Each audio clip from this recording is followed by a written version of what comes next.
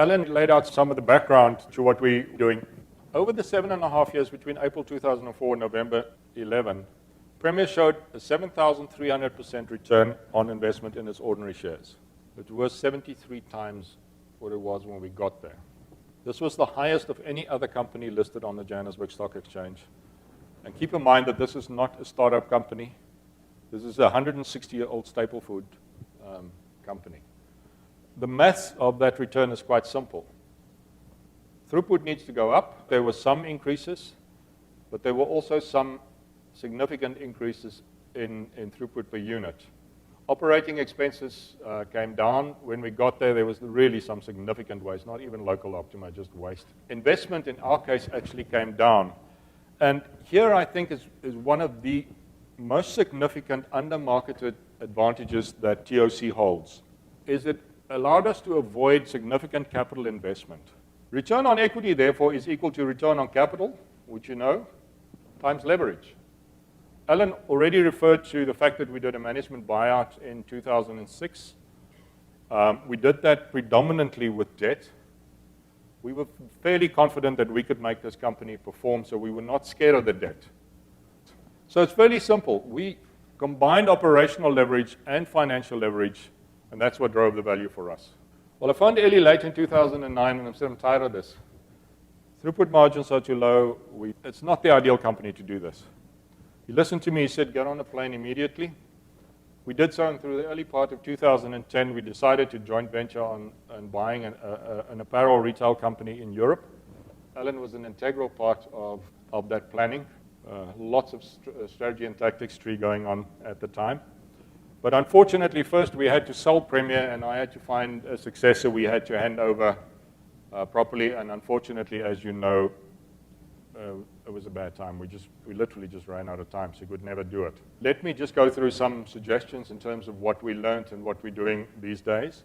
I would not waste my time again with a company that does not respond fast.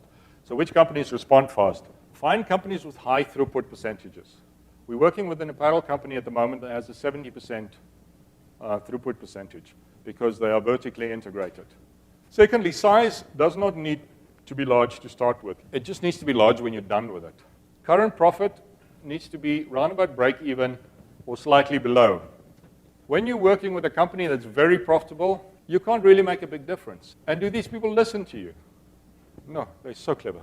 At the same time, you don't want to be working with a company like Premier where there is an absolute crisis and a fire going on because it's defocusing. It burns energy and it gets you off track. So people that are around about break even, sweet spot. Find companies with room to grow. Companies that have low market share or have adjacent markets that you can go into, or products that can go into the same channels that you have at this point in time. Companies with room to deliver. CapEx, be careful. It's a lot better if these companies have spare capacities in their supply chain so that as you grow sales, you don't have to go and reinvent the wheel, build new factories and things like that. They slow you down. End user facing, very important. It's difficult to tell a retailer what to do if you don't control them. Management stability, somebody that's entrenched, that's influential, and who's a TOC champion. Find shareholder stability. Long-term majority shareholders, people who can decide to share in the value created. Typically what we're talking about here are private companies because they tend to have CEOs that tend to be substantial shareholders or the majority shareholders. Go and look in those sort of spaces. So if I have to do this again, I would do it in this order. Target suitable companies, don't waste time. I'd run proper trials, figure out what people want. I'd reverse the direction of the solution. Then very importantly, have a few successes. Nobody will back you financially unless you've shown that you can make this work one or two places. So start in that direction. Significantly pick viable targets, cut down the time, make them work, and then go partner.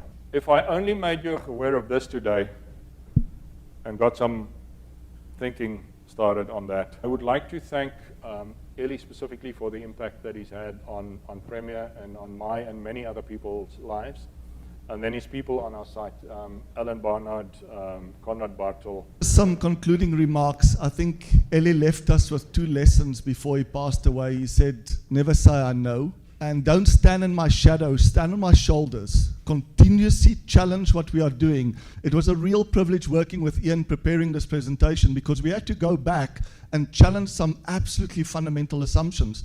We realized really the key starts off figuring out what will it take to get customers to be willing to pay more and buy more, and designing good tests for that. Once you figure that out, you figured out the effectiveness portion. And then you can say, okay, what do we need to make that really efficient, to supply that really efficiently? Constantly checking those assumptions. We had major insights, as he said, during the project, figuring out most of the time what not to do. We could have done this much, much faster, created even more value. Thank you so much, Ian, to you and your team for working with us and preparing this. Thank you.